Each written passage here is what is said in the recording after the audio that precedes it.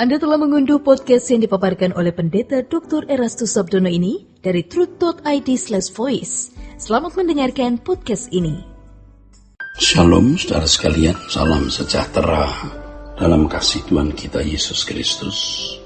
Kebenaran hari ini 6 Mei berjudul Tanggung Jawab untuk Berjuang.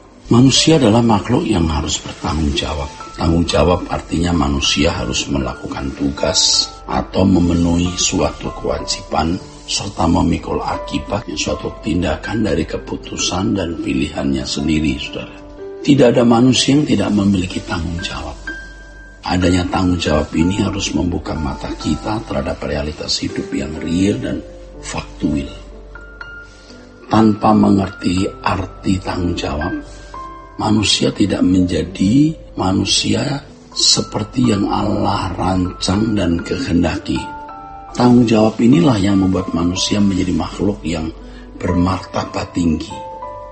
Allah tidak akan mempercayakan pelayanan pekerjaannya yang besar dan kudus kepada manusia yang tidak memiliki tanggung jawab, saudara. Orang yang tidak bertanggung jawab tidak mungkin dapat masuk surga, sebab orang yang tidak bertanggung jawab menyangkali kemanusiaannya. Dan orang yang menyangkali kemanusiaannya pasti menyangkali keberadaan Allah sebagai sesembahan. Ya, pasti tidak akan mengerti tanggung jawabnya sebagai umat. Kesalahan orang Kristen dalam berteologi yaitu ketika merelasikan kasih karunia dengan kehendak bebas secara keliru. Pada umumnya mereka membenturkan kasih karunia dengan kehendak bebas dari perspektif yang salah. Kekeliruan tersebut disebabkan pengertian yang salah mengenai kasih karunia itu sendiri dan pengertiannya mengenai kedaulatan Allah atas manusia. Ini harus diperhatikan. Mereka memandang kasih karunia adalah tindakan setia Allah secara absolut dan mutlak dalam menentukan manusia yang dipilih untuk menerima keselamatan. Hal ini mereka yakini sebab mereka mengakui kedaulatan Allah yang mutlak sehingga mereka yang ditentukan selamat tidak dapat menolak kasih karunia. Itu menurut mereka. Tentu sebaliknya yang tidak ditentukan selamat dikondisikan tidak dapat menerima kasih karunia, ya artinya dijebloskan begitu saja masuk neraka.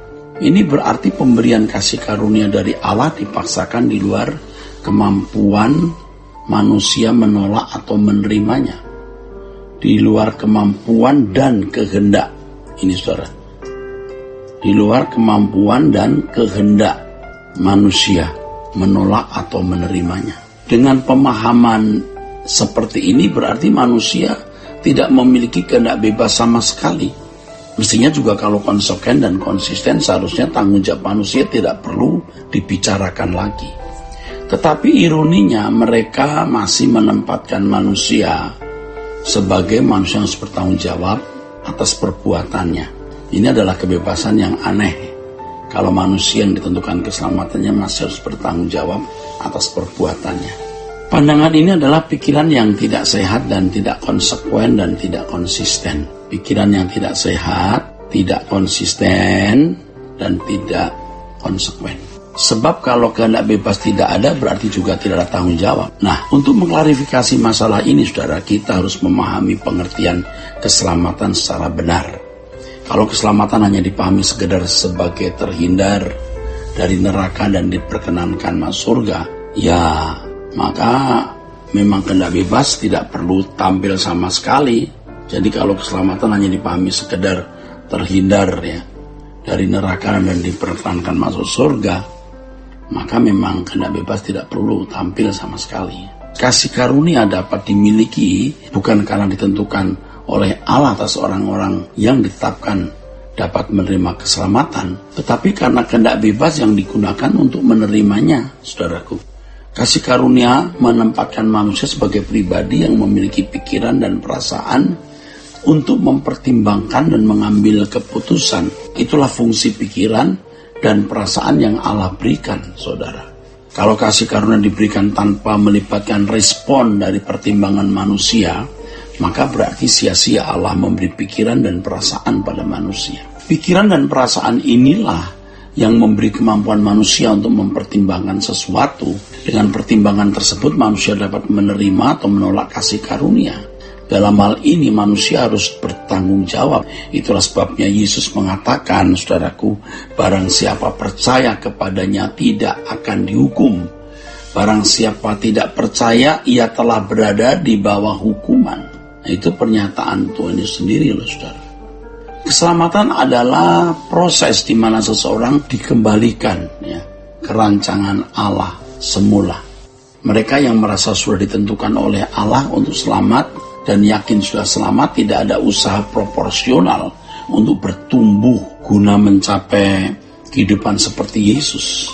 Perjuangan mengerjakan keselamatan, saudaraku, akan membawa orang percaya sampai pada penghayatan yang kuat, saudaraku, bahwa keselamatan mereka sudah menjadi milik yang pasti. Atau sampai pada level di mana seseorang memiliki hak penuh masuk kerajaan surga. Itulah sebabnya keselamatan harus dikerjakan dengan takut dan gentar. Nah, perjuangan akan membuat seorang bisa menghayati kepastian keselamatan ini bukan karena olah nalar, saudaraku, dalam sistematika teologi. Kalau orang berpandangan bahwa keselamatan ditentukan secara sepihak oleh Allah, maka tidak perlu ada proses panjang-panjang, saudara, dan sangat sulit dalam mewujudkan keselamatan. Hal ini bertentangan dengan pernyataan Yesus bahwa untuk selamat, seseorang harus berjuang. Yesus menggunakan ilustrasi unta dan lubang jarum sebagai ilustrasi memperoleh keselamatan untuk menunjukkan betapa sulitnya mengalami dan memiliki keselamatan itu.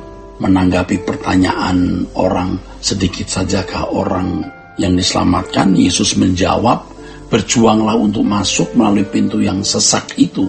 Sebab aku berkata kepadamu, banyak orang akan berusaha masuk tetapi tidak akan dapat. Nah, pernyataan Yesus ini jelas menunjukkan bahwa masuk kerajaan surga atau untuk selamat itu sangat sulit. Harus ada perjuangan untuk memilikinya, saudaraku. Demikianlah, saudara, kebenaran hari ini. Kiranya kebenaran hari ini memberkati saudara-saudara sekalian. Sola Gracia. Untuk berlangganan renungan harian dalam bentuk cetak, silakan hubungi Truth Literatur di nomor telepon 0878 7870 7000. Untuk mendapatkan CD khotbah, MP3 renungan Truth, dan CD album lagu produksi Sola Gracia, Anda dapat menghubungi di hari dan jam kerja di nomor telepon 021 638 60953. Tuhan Yesus memberkati. Sola Gracia.